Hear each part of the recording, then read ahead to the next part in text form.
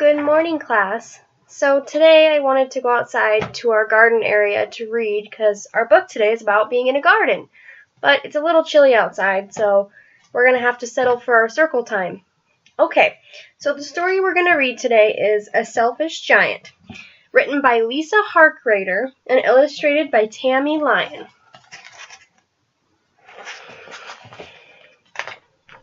Okay. Jacob ran behind his friends. His feet crunched through the fallen leaves. His schoolbooks jostled in his arms. "Wait for me," he called. He raced to catch up with Matthew and Rachel. They were taking him to the castle on the hill. He had never been there before. They stopped at the edge of the town. Jacob looked up. The castle towered above them. But it was empty, and it was big, gray, and gloomy. The windows were dark, the doors were bolted shut. Nobody lived there. The owner had been away for many years. He had been away for so long, nobody even remembered him. But Jacob was not afraid of the old, gloomy castle. The lovely garden surrounding it was wonderful. Late summer sun shone over the green grass. Butterflies flitted from flower to flower. Birds twittered over the trees. The leaves of the trees ruffled in the breeze. Jacob, Matthew, and Rachel tossed their jackets and schoolbooks in the grass. Matthew and Rachel ran through the garden playing tag. Jacob did not want to play tag. He saw a tree in the corner of the garden. Hanging from it and each branch were ripe golden peaches. Yummy! He ran to the tree. He stretched, he jumped, he tried to reach a peach. "What do you think you're doing?" a booming voice asked. Jacob turned around. An enormous man was standing inside the gate. He was a giant. His legs were like tree trunks. His feet were like boats. His chest was like a barrel. He was so tall. His head brushed the tallest tree branches. He was so strong the ground shook when he walked. He was very angry. "Get out of my garden," he yelled. "Yes, sir," Matthew and Rachel said. Matthew and Rachel scrambled through the grass. They grabbed their jackets and schoolbooks. They ran past the giant. They went through the gate, and they ran out of the garden. Jacob just stared at the giant. "Your garden?" he asked. "Nobody lives here." The giant stared back. "I live here. I went away, and I'm back. This is my castle and my garden. I don't need wild children running through it." "We are not ruining anything or running," Jacob said. "We are not wild. It's just so wonderful here. We are just playing." "It's mine," yelled the giant. "Get out." You're just so selfish," Jacob said. He snatched his jacket and schoolbooks from the grass. He looked at the giant for a minute, and then he ran from the garden. Scary giant, isn't he? Jacob, Matthew, and Rachel stayed far away from the castle after that. Autumn turned to winter, and winter turned to spring. Jacob and his friends played in the schoolyard. They played in the park. They played in their own yards at home. It wasn't the same. "It's not like playing in the castle garden," Jacob said. "Maybe the giant will go away again," said Matthew. "Maybe he's already gone," said Rachel. "We should go and look," Jacob said. "He can't be mad at us for looking, can he?" Jacob and his friends ran to the castle. It was still big and gray and gloomy. The windows were still dark. But they could no longer see the garden. The giant had built a stone wall around it. On the wall was a sign that read, "Keep out, especially children." "The giant is still here," Matthew said. "It doesn't look like he'll ever go away," Rachel said. "Let's look over the wall," Jacob said. A pile of firewood was stacked against the wall. They climbed onto it and peeked over the wall. What they saw made them gasp. "Oh, no," said Jacob. They stared at the garden.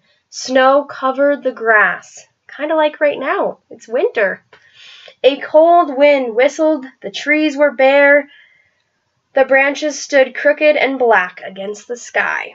Jacob shook his head. "What happened?" he asked. "Why hasn't winter gone from the garden? Why hasn't spring come?" "Maybe it's just taking longer this year," Matthew said. "Maybe the flowers will start to bloom soon," Rachel said. Each day, Jacob, Matthew, and Rachel ran to the castle.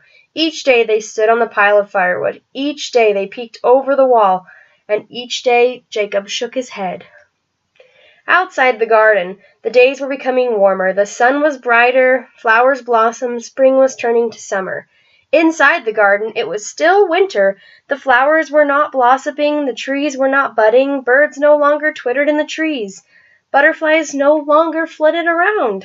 Only one lone peach still hung on the peach tree. The other peaches had fallen to the ground.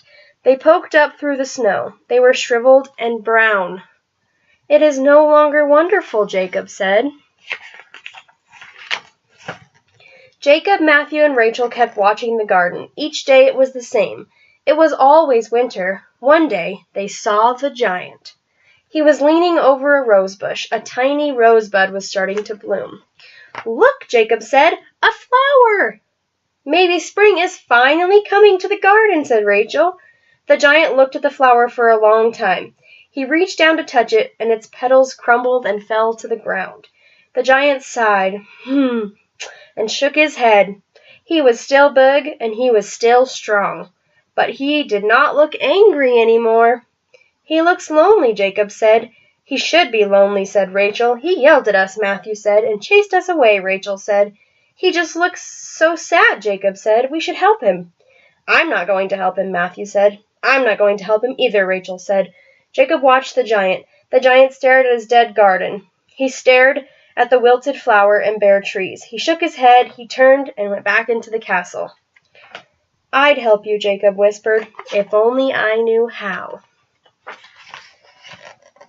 Matthew and Rachel climbed down from the stack of firewood.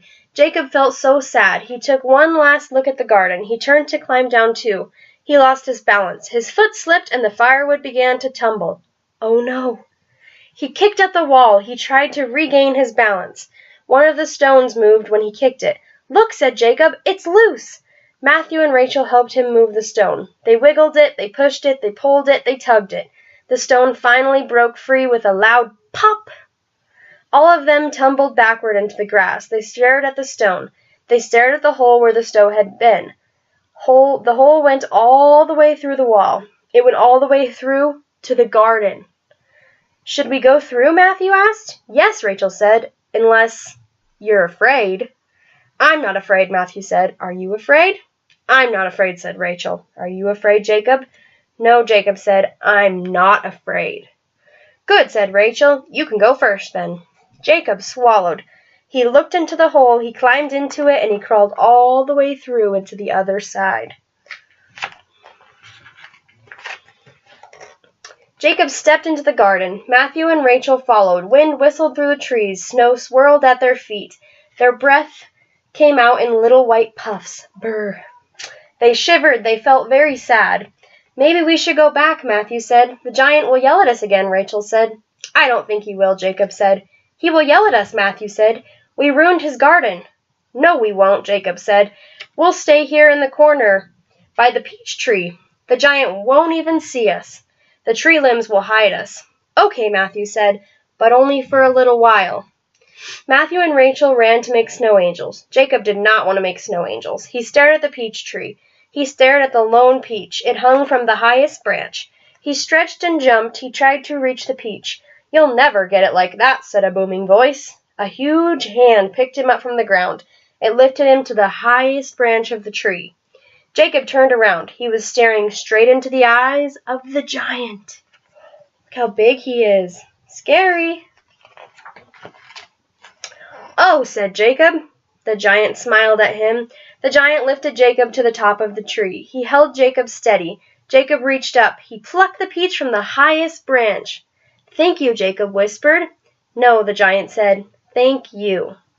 The giant pointed to the peach tree. New buds were popped out on the branches. They turned into leaves. Jacob stared at them. He turned and stared at the garden. The snow had melted where Rachel and Matthew were playing. Green grass grew beneath their feet. The sun broke through the clouds. Butterflies flitted across the grass. Birds twittered in the trees.